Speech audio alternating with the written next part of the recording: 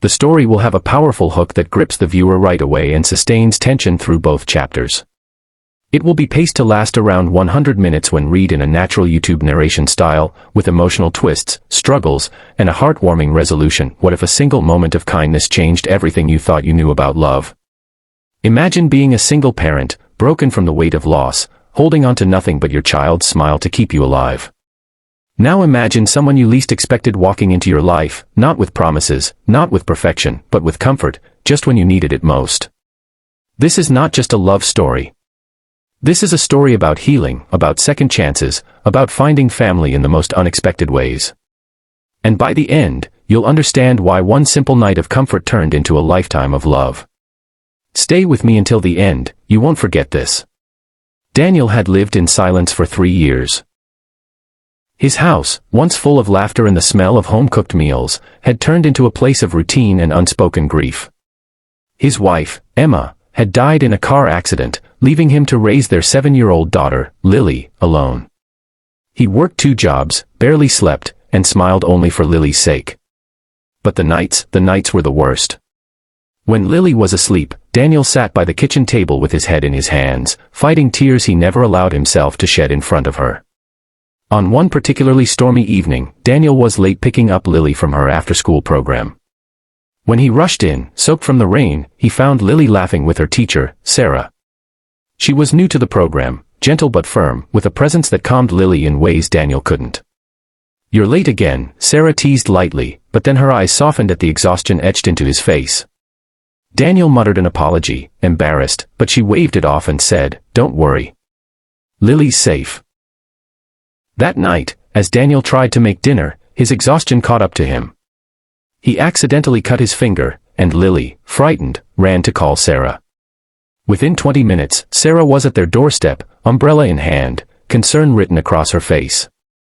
"You can't keep doing this alone, Daniel," she whispered after cleaning the small cut. Her voice was soft but firm, the kind of voice that made someone feel seen. The storm grew louder, the power flickered, and Lily clung to Sarah, begging her to stay. Reluctantly, Daniel offered the couch. Sarah agreed, more for Lily's sake than her own, but when Lily fell asleep, Daniel found himself sitting across from Sarah in the dim glow of candlelight. They talked, really talked, for the first time. She shared her own story of growing up with a single mother, of knowing how hard it was when no one offered to help. Daniel, for the first time in years, let his guard down. His voice cracked as he admitted, "I don't even know who I am without Emma. I'm just surviving." Sarah reached across the table. The morning sunlight filtered through the curtains, warm and golden, a sharp contrast to the storm that had raged through the night. Daniel stirred awake to the smell of pancakes. For a moment, he thought he was dreaming. But when he walked into the kitchen, there she was, Sarah, in his apron, humming softly while flipping pancakes, with Lily perched on the counter giggling. For the first time in years, the kitchen felt alive again. Daniel froze in the doorway, his throat tightening. He watched the way Lily's eyes sparkled, how naturally Sarah fit into the rhythm of their morning. It was too much, too soon, and yet, it felt right. His chest ached with something he hadn't felt in years, hope. "Daddy, Sarah makes better pancakes than you." Lily laughed, syrup dripping from her chin. Daniel chuckled, but his eyes stayed locked on Sarah.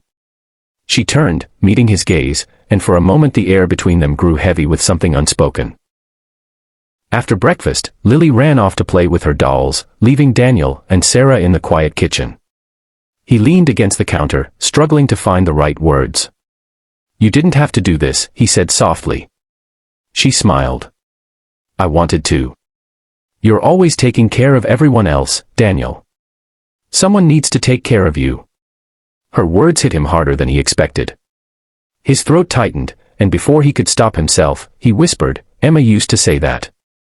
Sarah's smile faltered, but instead of pulling away, she stepped closer. "Daniel. I'm not here to replace her. I'm just here. For you. For Lily. For as long as you'll let me." The weight of years of loneliness pressed down on him, but in that moment, something inside Daniel broke free. He realized that comfort wasn't betrayal. That maybe, just maybe, love wasn't about replacing, but about adding. He swallowed hard, his voice trembling. Sarah, you stayed the night. You gave Lily the smile I thought I'd lost forever. And when I saw you in this kitchen this morning, it felt like home again. I don't know what this is, or what it means, but when Lily looked at you, when I looked at you, I saw a family. His hands shook as he reached for hers. And maybe it's too soon, maybe it's too much, but when I saw you this morning, I didn't see a stranger in my kitchen. I saw my wife.